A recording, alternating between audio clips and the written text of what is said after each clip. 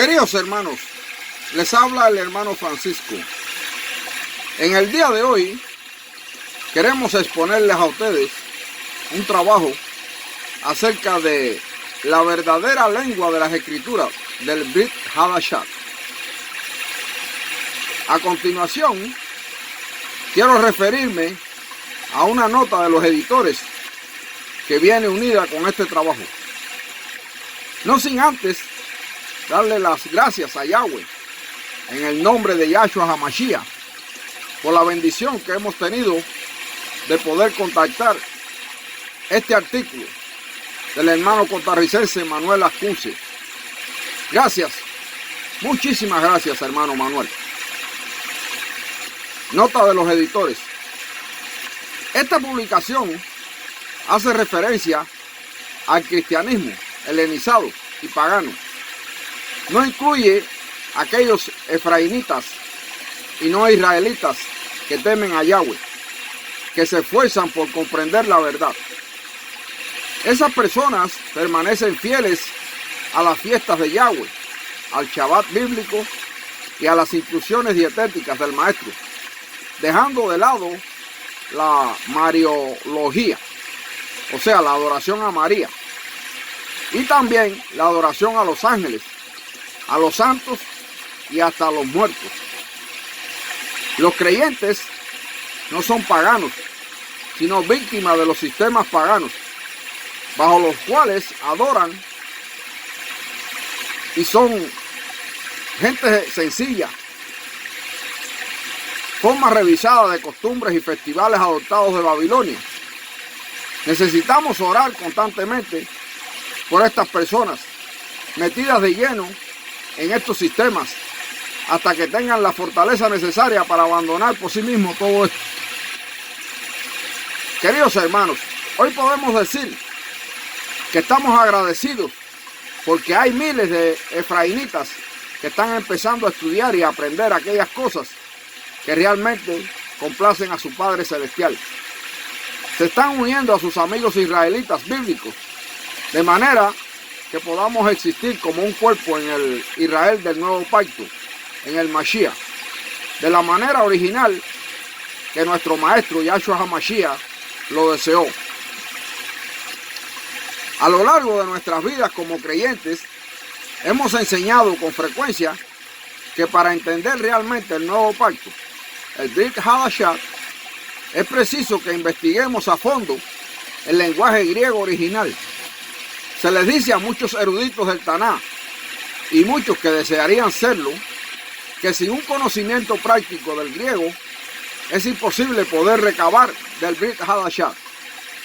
Después de ciertas investigaciones en esta cuestión vital, parece ser que el enfoque de aprenda usted griego es tan solo un esfuerzo por parte del cristianismo helenizado de promover un prejuicio griego en contra de la verdad bíblica. Esto es tan solo un esfuerzo más por barrer de en medio cualquier vestigio de pensamiento y del lenguaje israelita, de la fe cristiana moderna.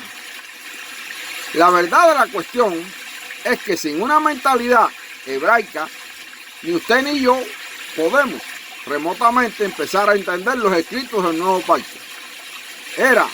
Es y será siempre un documento hebraico, escrito por israelitas. Yo cuestionaría además el mito griego que afirma que todos los escritores del Nuevo Pacto, posiblemente el único que no era judío, era Lucas. ¿Dónde tuvo su origen ese pozo del infierno? ¿Dónde se encuentra la evidencia de esta enseñanza?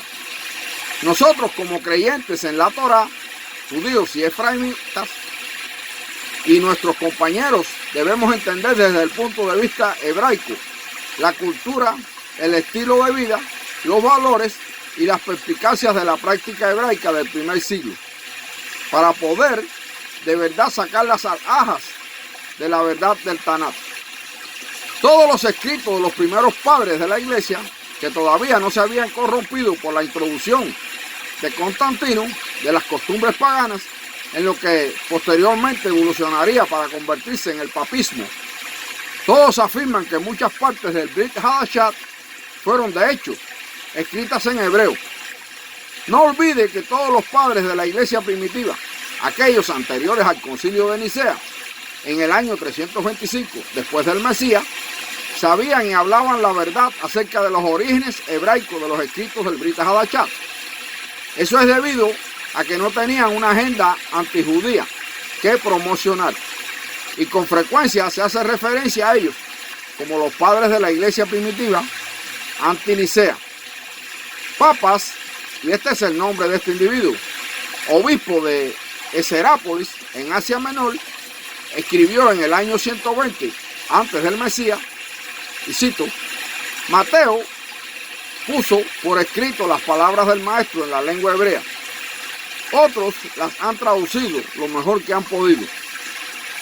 Ireneo, obispo de Lyon, Francia, afirmó en el año 120 después del Mesías: Mateo produjo ciertamente el evangelio escrito entre los hebreos en su propio dialecto hebreo. Eusebio, obispo de Cesarea, escribió en el 325 después del Mesías, y cito: Mateo había predicado primeramente a los hebreos, y cuando se disponía a ir a otros, transmitió su evangelio a su propia lengua hebrea. Orígenes, que vivió en el año 200 después del Mesías, escribió en su comentario sobre Mateo: el primer evangelio compuesto en idioma hebreo fue escrito por Mateo para aquellos que venían a la fe procedentes del judaísmo. Queridos hermanos, ahora empezamos a ver la verdad emerger al ir descubriendo tan solo unas pocas de las citas de los primeros padres de la iglesia. Ellos proclamaron que partes del Brit Hadashah fueron de hecho escritos no en griego, sino en hebreo. Muchos creyentes también han enseñado que el Evangelio de Marcos fue el primero que se escribió, pero no fue Marcos, sino Mateo el primer evangelio, cuyo relato fue publicado. Pregunto, ¿por qué es esto significativo? Sencillamente porque el resto de los relatos estaban de acuerdo con los testimonios de los testigos presenciales de Mateo, que eran originalmente un documento hebraico. Ese hebraísmo fue después transmitido también a otros libros del Nuevo Pacto. Yo pregunto, ¿es eso lo que ha estado enseñando su iglesia? Probablemente no. Incluso unos pocos de los padres de la iglesia posteriores a Nicea conservaron para nosotros la integridad del nuevo pacto hebraico. Epifanio, alrededor del 390 después del Mesías, afirmó: los judíos tienen todo el evangelio de Mateo en hebreo. Jerónimo, que estaba bien versado en hebreo, tradujo todo el Taná al latín, conociéndose actualmente como la Vulgata Latina de Jerónimo. Él afirmó, y cito: Mateo fue el primero en Judea en componer el evangelio del Mashiach con letras y palabras hebreas. ¿Quién fue el que posteriormente lo tradujo al griego? Es algo que ya no se sabe con seguridad. Es más, el texto hebreo mismo se conserva en la biblioteca de Cesarea, algo que el mártir Panfilio reunió con sumo cuidado. Por lo tanto, está por encima de todas las disputas razonables que el Evangelio de Mateo fue originalmente escrito en hebreo. Puede que se pregunte usted, ¿y qué sucede con el resto de los libros del Brit Hadashah?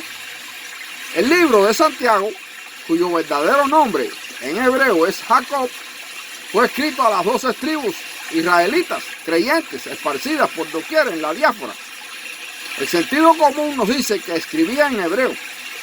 Las 12 epístolas de Kefá, o sea, Pedro, fueron también escritas en hebreo, puesto que su público principal eran los efraínitas y los judíos que se encontraban dispersos en las primeras etapas de la diáspora. Por último, el rabino Shaul, o sea, Pablo, escribió en hebreo a los hebreos, que era el público hebreo al que se pretendía hacer llegar el mensaje del libro a los hebreos. Pregunto yo, ¿cree usted realmente que el rabino Shaul, Pablo, escribió a los israelitas en griego o en chino? ¿Qué pasa, hermanos? Debemos hablar en serio, puesto que una gran parte del Brit Hadashah fue originalmente escrito en la lengua sagrada del hebreo. Yo pregunto, ¿por qué todos los documentos hebreos originales aparentemente desaparecieron? mientras que se conservaron los manuscritos originales en griego? Intentemos dar respuesta a esto. Las diferentes denominaciones mesiánicas judías del primer siglo no eran populares ni entre los habitantes de Judea ni entre los primeros gentiles del cristianismo. Estaban considerados como herejes por ambos campos, debido a que parte de su teología no encajaba con ninguna de las dos maneras de pensar. Incluidos en estos primeros grupos de judíos mesiánicos estaban los nazarenos, los ebionitas y los pasaginos, así como los esenios. ¿Cuántas veces estos documentos mesiánicos, incluyendo todo el nuevo pacto entero en hebreo, caía en manos ya fuese del judaísmo tradicional o del cristianismo, que no era judío, pero sí antisemita? Se deshacían de estos documentos quemándolos. Esto explica en gran medida por qué no tenemos los manuscritos hebreos originales. Yo pregunto, ¿por qué es tan esencial para nosotros como creyentes en el Taná adoptar este hecho de la historia? Principalmente porque un estudiante de la palabra no puede acabar de comprender todas las cosas profundas si la persona no posee un entendimiento básico del pensamiento, la cultura, las circunstancias y la historia hebraica de aquellos tiempos. Existen muchos modismos y expresiones que sencillamente se pierden en las traducciones. Si el maestro le hubiese enviado a usted a predicar el evangelio en China, usted no intensificaría sus estudios de la cultura latina. ¿Verdad que no? Aleluya. Eso es algo que vemos y es exactamente lo que ha estado sucediendo durante los últimos 2000 años.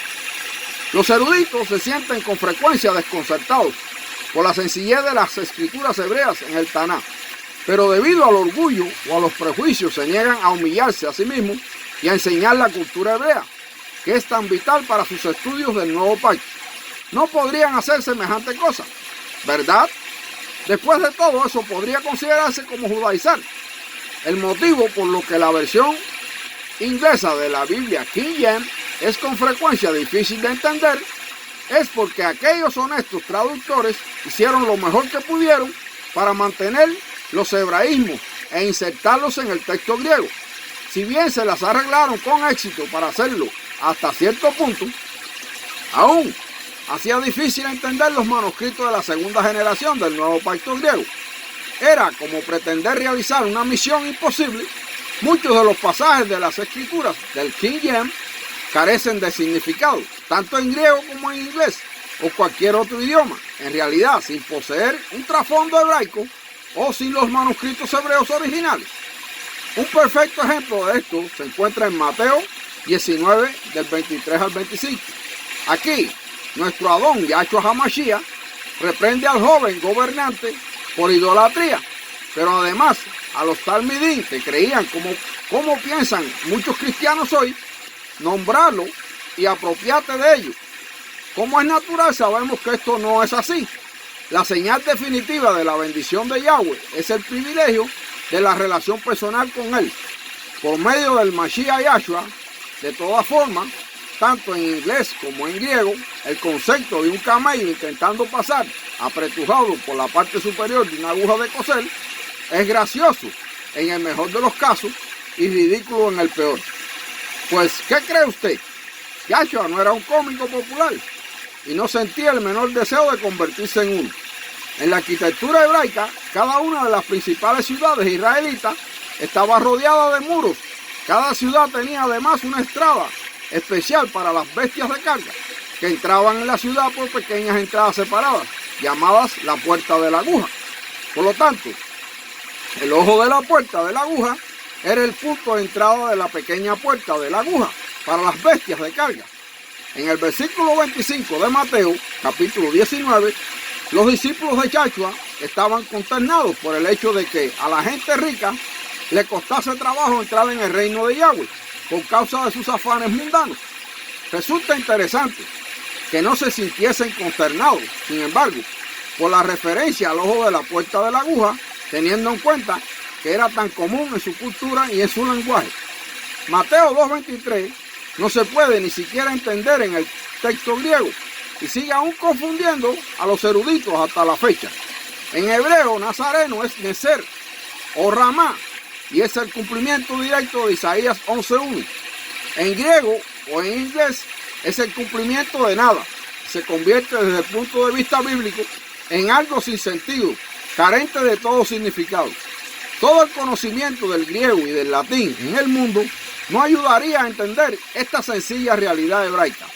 Aquellos que estudian hebreo y la cultura hebraica y a continuación investigan a fondo las diferentes versiones en inglés tienen una mejor comprensión de todo el Brit Hadashah, a pesar de estar leyendo una traducción de tercera generación del hebreo, del griego, y luego lo tienen que leer en su propio idioma nativo. ¿No desearía usted que todavía pudiésemos tener acceso a los documentos originales en hebreo del Nuevo Pacto? De modo que una gran parte de esta confusión podría aclararse. Bueno, lamentablemente, debido al odio de la primitiva comunidad israelita mesiánica, es posible que eso no llegue nunca a suceder aquí en la tierra. Después de todo, fueron los israelitas mesiánicos del primer siglo los que dejaron constancia del Brit Hadashah para las futuras generaciones. Una vez que entendamos que los manuscritos originales eran hebraicos, tenemos otra bala espiritual en nuestro armamento cuando dialogamos con los tradicionales amigos judíos que no son salvos, que no pueden reconciliar un libro sagrado, el Nuevo Pacto, con un idioma griego pagano. Cada judío ortodoxo sabe que cuando Yahweh habló proféticamente, lo hizo siempre en la lengua de los ángeles. Los profetas y el cielo, que ha sido siempre y continuará siendo el hebreo. Durante muchos años en mi vida, como creyente, tenía que inventar diferentes excusas para los llamados documentos griegos originales del Brit Hadashah. Mi contrapunto era siempre que Yahweh podía escribir el Taná en cualquier idioma que decidiese hacerlo, puesto que como Yahweh, Él es el mismo tiempo omnisciente y soberano. Pero ya no es necesario buscar más excusas. Los documentos originales del Nuevo Pacto son sencillamente tan hebraicos como el Taná mismo. Como es natural, a los dispensacionalistas intransigentes y a los teólogos de reemplazamiento les encanta penetrar el mito del griego original, puesto que es más sencillo hacerlo desde dentro del encuadre de esta mentira, separando la Torá de la gracia y a la iglesia de Israel, siendo Israel maldecida y la iglesia por ellos bendecida. Mientras sigamos teniendo entre nosotros esta entidad teológica separada y demoníaca, la verdad quedará en gran medida oculta. El creyente sincero que busca la verdad necesita hacer una evaluación inmediata del apremio por obsequiarse y educarse a sí mismo. En la cultura griega, a menos que volvamos a un currículum con un fundamento hebraico en las facultades y los seminarios bíblicos, casi olvidando el paganizado sistema cultural griego del pasado, mucho me temo que lo que tenemos es un embrollo teológico disfuncional y permanente. Cuando la rutina del original griego no consigue convencer a los recién convertidos, el cristianismo babilónico revierte con frecuencia a la mentira del arameo. Básicamente, esa mentira afirma que Yahshua y sus talmidim hablaban arameo, un dialecto del hebreo, que no es el hebreo bíblico mismo. Estos mentirosos afirman que el hebreo no era más que el lenguaje de la sinagoga y no el lenguaje común. Esta mentira ni siquiera se volvió popular hasta los años 1800. La verdad del asunto, históricamente hablando, es que el único lugar en todo Israel que se pudo usar remotamente el arameo era en la región efraimita de Galilea, en el norte. El resto de Israel hablaba el hebreo de manera fluida sobre una base diaria. Esta mentira se ha reciclado durante tanto tiempo que hasta los seminarios teológicos tradicionalmente judíos han adoptado la misma tontería. Pregunto yo, ¿por qué se iba a presentar el arameo como la lengua de Yahshua y los discípulos si no es verdad? Creo que por ahora ya conoce usted la respuesta. Es sencillamente un esfuerzo más por gran parte del cristianismo apóstata y helenizado para deshacerse de todo lo relacionado con el judaísmo en la historia de la iglesia, así como en la historia bíblica. Esta situación se ha vuelto ya tan grave que muchos en la iglesia helenizada han empezado a sabotear las escrituras, incluso en la lengua griega que defienden como la supuestamente original. En Hechos 21:40, Hechos 22:2 y Hechos 26:14, los editores de la New International Version en inglés concuerdan las siglas y dice casi inspirada versión. De hecho, tienen la cara dura de traducir la palabra griega hebreo como arameo. En inglés, la palabra griega para hebreo y las palabras griegas para arameo son totalmente diferentes. Haciendo esto, algunos teólogos cristianos intentan lavarnos el cerebro para que creamos que Shaul, o sea, el Pablo, y Yahshua eran personas que hablaban el arameo palestino y no realmente judíos hebraicos. Los errores dan pie a otros errores y esta agenda antijudía se ha vuelto tan obsesiva para muchos en el cristianismo que han llegado hasta cambiar las sobrias palabras de Yahweh en un corrupto esfuerzo para hacernos pensar que el arameo era la lengua de un Mashiach palestino. Para aquellos que participan en esta costumbre demoníaca, es bueno hacerles recordar las palabras del Maestro en Revelación 22, 18 y 19, que promete la condenación eterna como castigo por manipular claramente la palabra revelada de Yahweh. También es interesante observar el hecho de que en el lugar de la ejecución de Yahshua decía que él era rey de los judíos y estaba escrito en hebreo, en latín y en griego, no en arameo. Yo pregunto, ¿por qué no estaba escrito en arameo? Porque no era un idioma ampliamente hablado, ni por los romanos ni por los judíos. Otros documentos contemporáneos como la Mishnah y los pergaminos del Mar Muerto se encuentran escritos en hebreo y no en arameo. Si el arameo era el idioma de Israel, yo pregunto, ¿no cree usted que esos documentos los reflejarían? Es más, el 95% de todas las excavaciones arqueológicas que se han realizado en alrededor de Israel en la actualidad descubren solo inscripciones en hebreo o en griego, no en arameo. Algunos ministerios cristianos y dirigentes nacidos de nuevo están enterados de muchos de estos auténticos hechos, pero parecen tener miedo a enseñar esta verdad. ¿Por qué? Perderían sus fondos económicos de los papistas ofendidos y de personas por el estilo. Les rogamos, queridos hermanos, que no crean estas absurdas tonterías y mentiras que muchos ya han creído. Vemos pues que es realmente muy posible amar al pueblo israelita y al mismo tiempo poseer, adoptar y difundir las doctrinas antisemitas que se hacen con frecuencia por ignorancia con el propósito de demonizar a los judíos. Por favor, vaya con cuidado y recapacite acerca de su manera de pensar después de que le presenten un tema por primera vez a una nueva luz. Los lectores casuales de Dabar Yahweh, la palabra, no entenderán el significado de estos escritos, pero los estudiantes serios del Dabar Yahweh se sentirán motivados a investigar estos asuntos. Pregunto, ¿cuál de estos dos será usted? Hermanos, quiero referirme de nuevo y para finalizar a la nota de los editores, la cual hice referencia al principio de este trabajo. Cuando esta publicación hace referencia al cristianismo helenizado y pagano, no incluye a aquellos efraínitas y no israelitas que temen a Yahweh, que se esfuerzan por comprender la verdad. Esas personas permanecen fieles a las fiestas de Yahweh, al Shabbat bíblico y a las instrucciones dietéticas del maestro, dejando de lado la mariología, la adoración a los ángeles y a los santos. Los creyentes no son paganos, sino víctimas de los sistemas paganos, bajo los cuales adoran, que son generalmente sencillas formas revisadas de costumbres y festivales adoptados de Babilonia. Necesitamos orar constantemente por estas personas, metidas de lleno en estos sistemas hasta que tengan la fortaleza necesaria para abandonarlo por sí mismos. Estamos agradecidos porque hay miles de efraínitas que están empezando a estudiar y a aprender aquellas cosas que realmente complacen a su Padre Celestial. Se están uniendo a sus amigos israelitas bíblicos, de manera que podamos existir como un cuerpo en el Israel del nuevo pacto, en el Mashiach, de la manera original que deseo que sucediese el Maestro, nuestro Yahshua HaMashiach. Finalmente, queridos hermanos, oremos pidiéndole a nuestro Padre Celestial que una vez más bendiga al hermano Diego y a todos los que de una manera u otra han sido instrumentos usados por Yahweh para que su verdad alumbre con una luz radiante por la eternidad.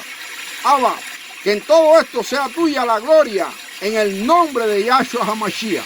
Amén.